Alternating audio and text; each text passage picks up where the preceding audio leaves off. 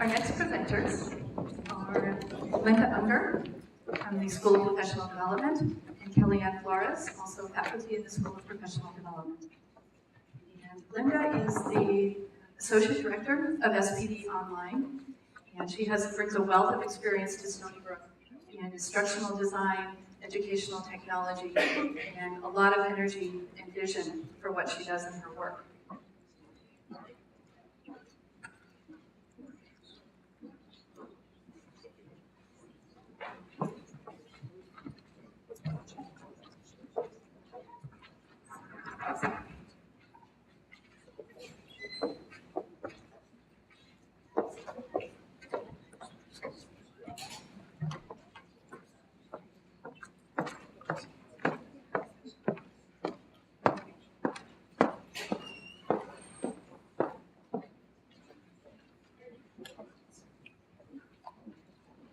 Folks, so you know, while Linda's getting her PowerPoint up, we'll have, after this, we've got another presentation, then we'll take a short break, and then we'll continue and right through lunch at about 11:45 or 12. Good morning, everyone. So I am here representing SPD Online, which I'm proud to say is one of the second oldest online programs here at Stony Brook. SPD Online was born in 1996, just shortly after the School of Nursing's program. As I was preparing the presentation for today, I immediately went to gather the facts so that you could get a bird's eye view of SPD Online, what we do and how we do it. And then I had second thoughts about that, and those thoughts were based on recent conversations that we've had at SPD Online with Dr. Rabkin, which reminded me that passion is an important part of what we do. So the first thing I want to talk to you about is what we're passionate about, and that is we're passionate about our students. I'm very happy for the overview that Carrie gave, because she gave a great description of the kinds of students SPD serves, which are non-traditional adult learners in mid-career who cannot necessarily get to campus. And I'll share more with you about that in a minute. But I also wanted to,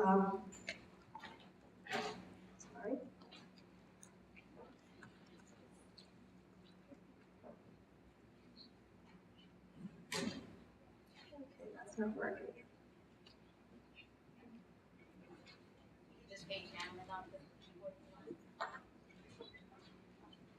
No, that's not working either.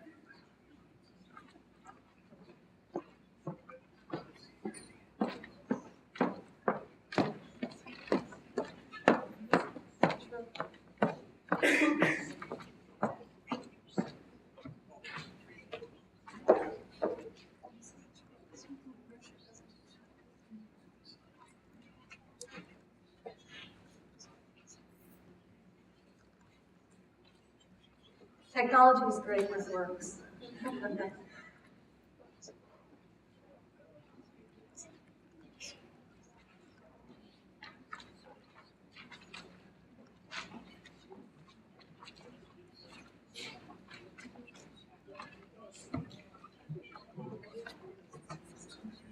There we go. Thank you so much. Sorry about that. So the thought I wanted to share with you is really from one of our graduates. Her name is Suzanne Kersner. She will actually be here with us later at our e-poster session, which is on that side of the room if you'd like to meet her.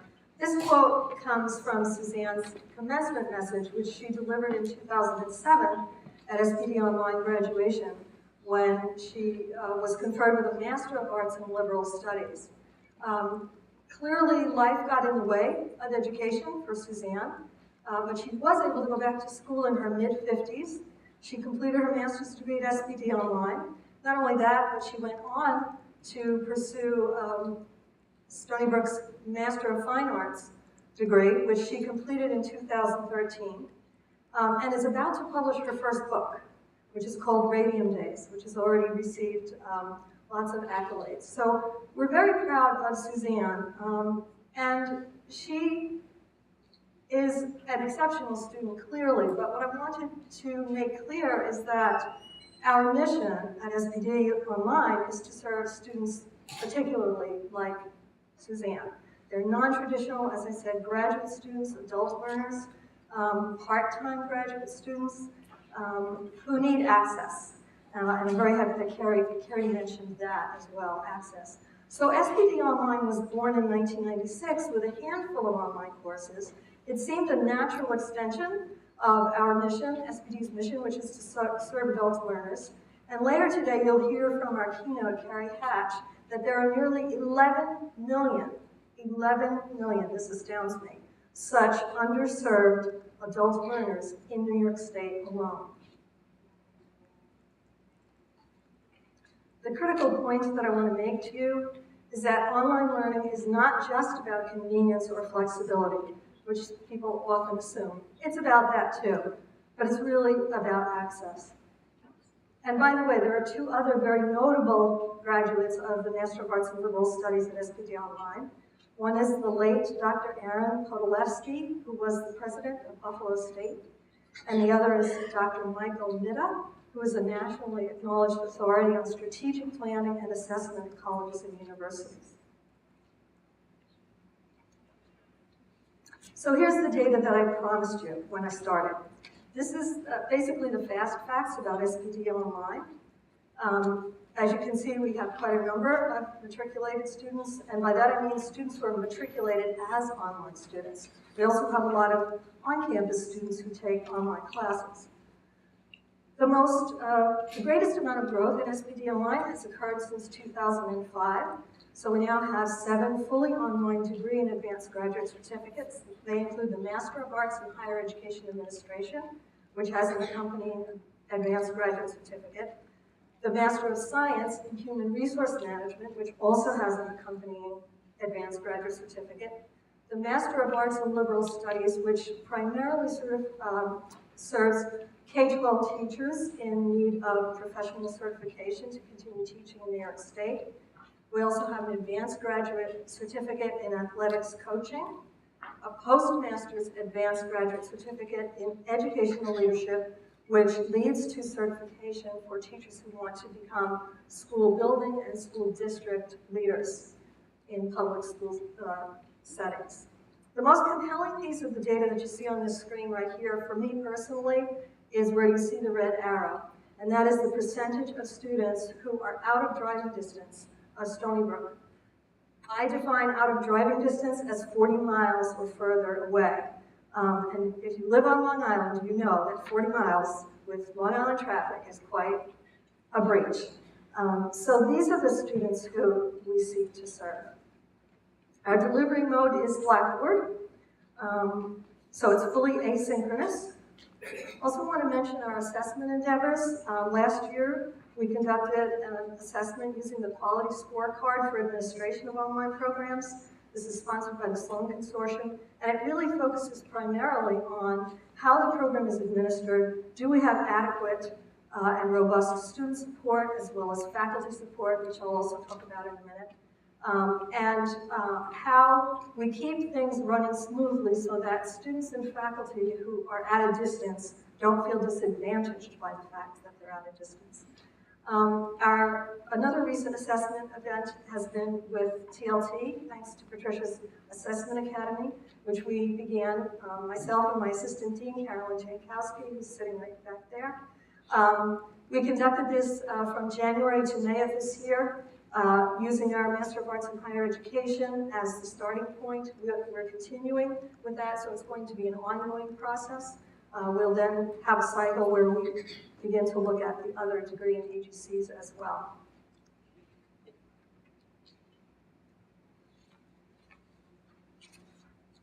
So one other point about the assessment is that the Sloan Consortium assessment, though administrative, the Assessment Academy is more focused on curriculum and coursework, excuse me.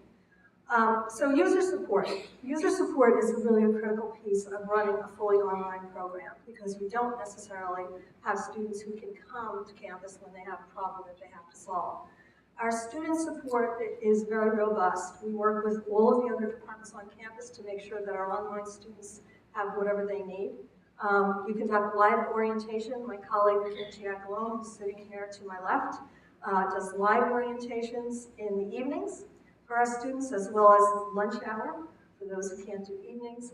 And that kind of gets them situated, as Carrie mentioned earlier, so they know what to expect and how to succeed in an online class. We also have asynchronous support for them through a special Blackboard site for students and phone and email support directly from SPD Online.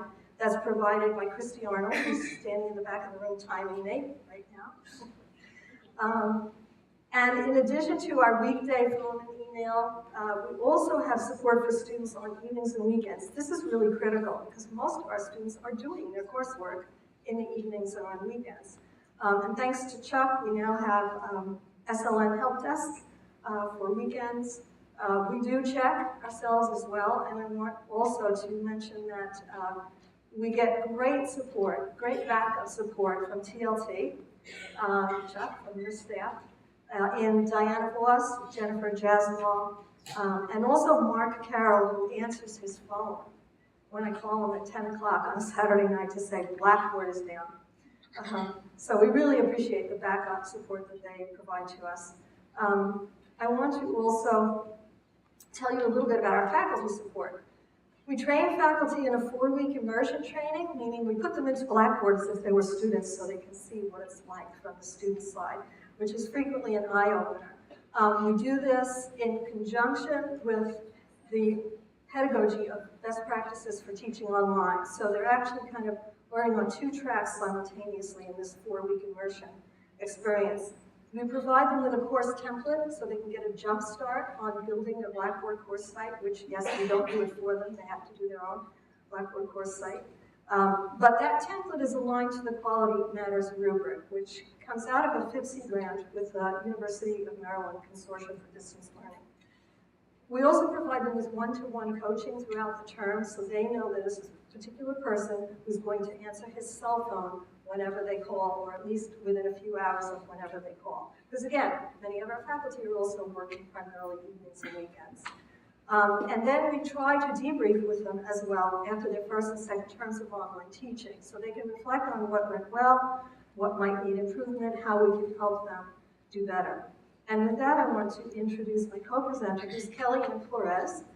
Kelliann is an ABD doctoral candidate in Hispanic languages and literature. She comes from an interdisciplinary background that combines graduate work in women's studies, psychology, Spanish, and instructional design, all of which are reflected in her teaching. She's given numerous talks on her topic today, which is effective group work in distance learning and face-to-face classrooms. Thank you.